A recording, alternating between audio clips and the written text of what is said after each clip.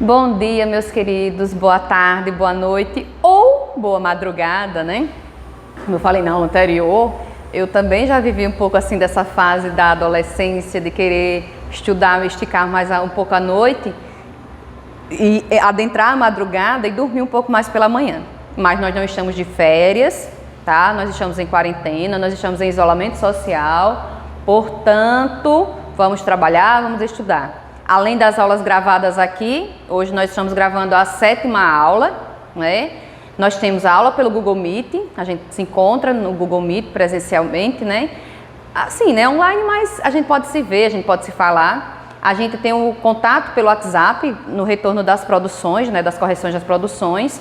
Então agora os nossos contatos estão sendo bem mais frequentes, para a gente poder ampliar melhor essa questão do conhecimento. E lembrando que, quando nós voltarmos a ter os nossos contatos presenciais, todo esse conteúdo gravado, ele será revisado, para a gente poder ainda esclarecer melhor as dúvidas de vocês, prepará-los cada vez melhor para o Enem e, em redação, chegar à nota 1000, tão sonhada, tão desejada, tão almejada, e a gente vai conseguir, com fé em Deus. Então, gente, como eu falei na aula anterior, a aula 6, ela foi um complemento, né, da aula 5.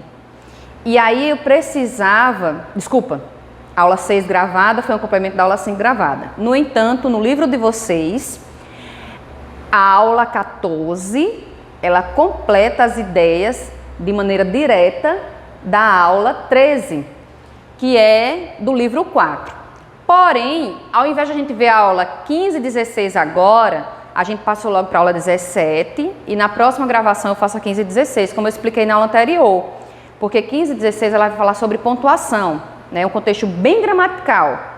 E aí, essa aula 17 eu senti que ela poderia estar mais ligada à aula 13 e a 14, nesse contexto de aulas sequenciais, do que mesmo já colocar nessa gravação a 15 e a 16. Mas aí na próxima gravação a gente tem a 15 e a 16, ok? E aí, gente, como redigir um texto claro e coerente? E aí, mais uma vez, sou cansada, esse livro, eu vou usar sempre essa frase, tá? Desse livro 4. Escrever é fácil. Você começa com a letra maiúscula e termina com um ponto final. No meio, você coloca as ideias. Pablo Neruda. E é justamente isso que a gente está fazendo para que vocês coloquem essas ideias no meio e elas fiquem cada vez melhor, tá? Para que o seu texto fique ainda melhor na produção que vocês forem fazer. E aí, dentro desse contexto de como redigir um texto claro e coerente, nós temos o passo 1, certo? Que é redigir frases simples e relativamente curtas, com vocabulário acessível. Eu já falei para vocês várias vezes que as frases elas devem ser objetivas, né? O texto dissertativo, argumentativo, ele deve ser um texto claro, um texto coerente, um texto acessível e de fácil leitura, até porque não é permitido a linguagem rebuscada. O que é a linguagem rebuscada? É aquela linguagem em que, para você entender o que o aluno escreveu, você tem que estar com o dicionário de lado. Hoje não mais dicionário, né, como a gente usava antes, e sim com o Google, né? O celular pesquisando lá no Google, meu Deus, que palavra é essa? Eu nunca vi essa palavra, né? Às vezes você quer enfeitar o texto e coloca palavras rebuscadas, palavras difíceis, mas na verdade você pode usar palavras sinônimas, mais simples, e vai deixar o seu texto mais claro, mais coerente, mais apresentável, na verdade, né? Então, esse período, né, sugere-se que um período seja composto por, no máximo, 3 ou 4 orações. E aí vocês sabem, né, o que é um período, que é justamente a frase que é composta até determinado ponto, né? Então, que ele seja composto por 3 ou 4 orações. E aí, ponto, né? Ponto continuativo. Você pode colocar um outro período, né? Se não fechar a ideia que você quis colocar, você pode dar uma continuidade. Se fechou, você passa para o outro parágrafo. Lembrando que isso acontece No texto dissertativo, desculpa gente, no texto dissertativo isso não deve acontecer. Ele deve ser realmente, o parágrafo ele deve ser composto por períodos. Agora, o período ele deve ter 3 ou 4 orações. O que é uma oração? É uma frase que contém verbo, né? Então isso aí fica muito claro, né? Em gramática vocês veem bem isso. Então, dentro desse passo 1, redigir de forma simples e relativamente as frases simples e curtas, e esse vocabulário acessível, ele também não nos permite usar o vocabulário coloquial. A linguagem ela tem que ser formal. E essa linguagem formal, a gente vai falar no passo 3, mas aí, quando você faz as frases simples, aí eu posso escrever qualquer coisa. Não, você não pode escrever qualquer coisa. Você tem que escrever dentro do contexto, daquilo que você realmente apresentou. E, por exemplo, a frase ela tem que ser completa. Por quê? A frase fragmentada, ela não apresenta as informações necessárias dentro do seu contexto. E aí, aqui no livro de vocês apresenta-se o seguinte: a frase fragmentada consiste em pontuar uma oração subordinada ou uma simples locução, como se fosse uma frase completa. Então, a frase ela tem que ter todos os elementos necessários, todos os elementos coesivos para elucidar melhor. Agora, se a frase ela é resumida, mas ela apresenta esses elementos, ela pode ser uma frase fragmentada, sim, desde que não seja incompleta, ok? Aí, veja bem, por exemplo, eu digo, eu estava tentando ir ao shopping, mas não tinha dinheiro suficiente. Uma frase simples, né, curta, em que eu disse que estava indo, mas como eu não tinha dinheiro suficiente, eu desisti. Então, oh minha gente, que saudade do shopping, né? Até lembrei agora do shopping, meu Deus. Então, isso mostra a gente que quanto mais completas são as ideias, quanto mais completos são os elementos, melhor será a forma como você vai trabalhar e apresentar a frase, ok? Aí, tem a questão das frases siamesas. Lembra das gêmeas siamesas, né? Que é um corpo só, com 2 cabeças, pode ter os braços, as pernas, enfim, mas o tronco em si é um corpo só. Que são 2 frases completas, escritas como se fosse só uma. Isso é um erro, né? Então, esse erro nasce como anterior, da incapacidade de determinar o que seja exatamente uma frase completa. Então, a frase fragmentada, ela não pode ser tirada as partes e o seu sentido ficar incompleto. Vou tirar de alguma coisa, mas o sentido deve permanecer completo. E as frases siamesas, elas podem ser parecidas, mas elas têm que ter um sentido realmente que mostre o que ela quer expressar. Por exemplo, o doutor ficou desanimado, teria de passar outra noite em claro. Se ele estava de plantão, ele precisou passar outra noite em claro, mas qual o sentido real, né, dessa frase? Então, se a gente separar com um sinal de pontuação, aí o sentido é outro, né? O doutor ficou desanimado. Ponto. Ponto continuativo. Teria de passar outra noite em claro. Veja que a frase siamesa, ela não tem sinal de pontuação, né? Você juntou tudo numa informação só que não ficou com o sentido completo. Quando você apresenta um sinal de pontuação, ela passa a ter um sentido completo, que é justamente o que a gente vai ver, questão de pontuação, na próxima aula. Já o passo 2 é redigir de forma concisa. Redigir de forma concisa, ou seja, redigir de forma objetiva. Você tem que saber claramente o que você está falando, o que você está mostrando no seu texto, o que você está dizendo, para não ficar algo subjetivo. Você tem que redigir de forma direta. Então, o que seria o texto de forma concisa, né? Em que a concisão consiste? A concisão consiste em expressar com um mínimo de palavras um máximo de informações, não comprometendo obviamente, a compreensão do conteúdo. Trata-se de eliminar o supérfluo no texto, concentrando-se no essencial da situação. Gente, é o seguinte, quando às vezes a gente diz, mas você não chegou no objetivo do tema, você não foi no foco do tema, você tangenciou, em outras palavras, você deu muitas voltas e não chegou ao contexto realmente do que deveria se apresentar. Você falou muito, mas não apresentou o tema. O famoso, popularmente falando, encher linguiça, em que você coloca lá as informações, mas na verdade elas não apresentam argumentos pertinentes. Então, esse seria o escrever de forma concisa, em que você vai direto ao ponto, em que você passa o máximo de informações com o mínimo de palavras. Por isso que a gente orienta que na introdução você apresente 2 ou 3 argumentos que sejam evidenciados a tese e a problemática, né? Você evidencia a tese na sua introdução e apresente a problemática, e esses argumentos eles sejam detalhados no seu desenvolvimento. Ou seja, na introdução você apresentou poucas palavras com muitas informações.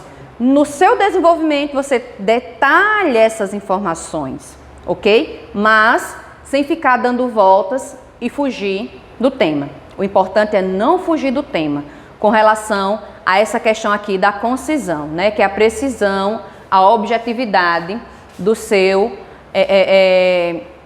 texto, da sua produção. Ok, gente?